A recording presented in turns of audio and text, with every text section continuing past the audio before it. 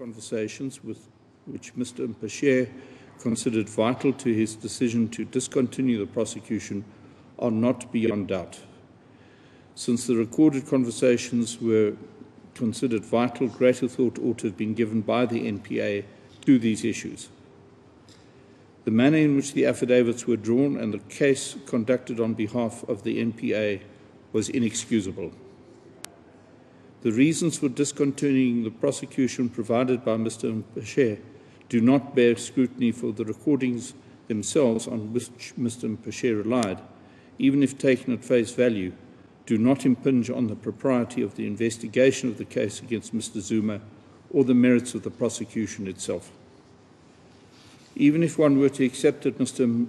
McCarthy had his own ulterior purpose for having the indictment served after the Polokwane conference rather than before it, what is indisputable is that it was in any event not practically possible to have the indictment served before the conference.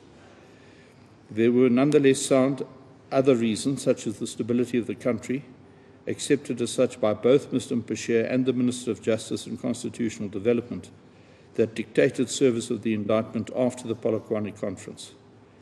In the circumstances, Mr. McCarthy's alleged motive in relation to the timing of the service of the indictment was ultimately irrelevant. The submission on behalf of the NPA and Mr. Zuma that Mr. McCarthy had a central role in the timing of the service of the indictment is at odds with the contradictory account provided by the NPA in relation to who had made the decision about the timing of the service of the indictment. Mr. Mpashe had told Mr. Downer that the timing of the service of the indictment had been his decision alone.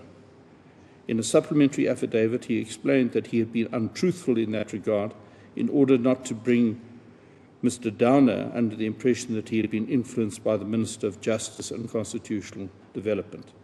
That explanation itself impacts negatively on Mr. Mpashe's credibility and on the soundness of his decision to discontinue the prosecution.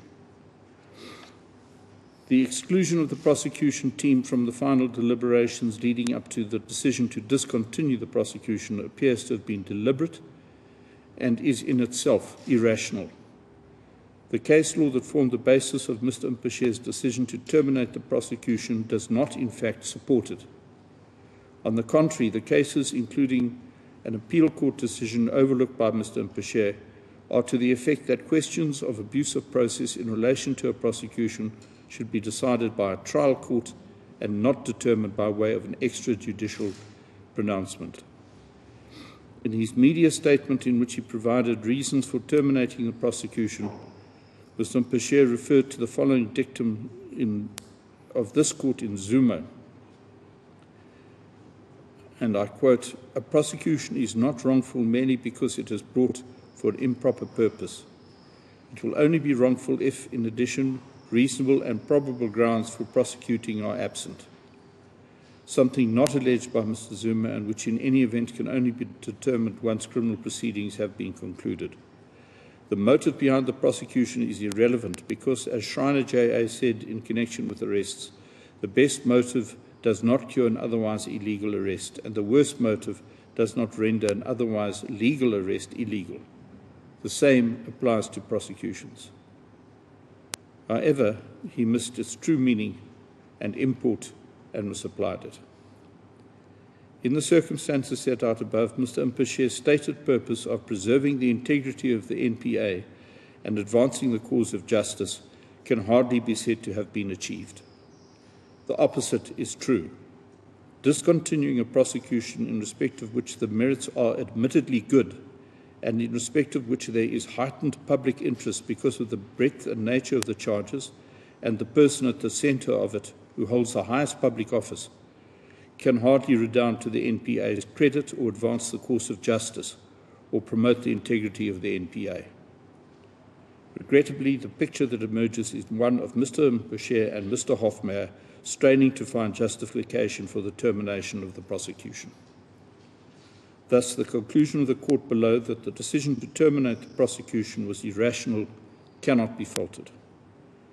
In reviewing his own decision to institute criminal proceedings against Mr. Zuma and ultimately making the decision to terminate the prosecution, Mr. Mpashe wrongly invoked and relied on Section 179(5)(d) of the Constitution and on Section 22(2)(c) of the NPA Act.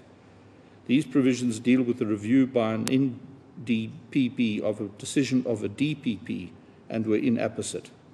Thus, the concessions on behalf of Mr. Zuma and the NPA that on that basis the decision to terminate the prosecution was liable to be set aside was rightly made. In light of what appears above, it is difficult to understand why the present regime at the NPA considered that the decision to terminate the prosecution could be defended. The appeal must therefore fail. The DA sought the cost of 3 counsel, which in the circumstances of the case is not without warrant. The NPA and the President made common cause and should be liable for the DA's costs jointly and severally, the one paying the other to be absolved. The following order is therefore made. 1. The applications for leave to appeal are granted. 2. The appeals are dismissed with costs, including the cost of 3 counsel and the costs related to the applications for leave to appeal. The National Prosecuting Authority and Mr. Zuma are to pay such costs jointly and severally, the one paying the other to be absolved. I hand down the judgment.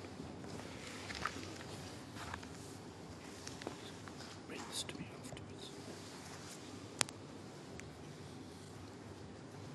Judgment in the matter between D.H. and CC.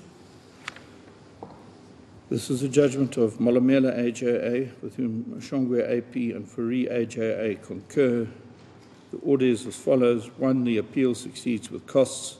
2. The order of the court quo is set aside and replaced with the following. The application for rescission of judgment is granted, costs to be costs in the cause.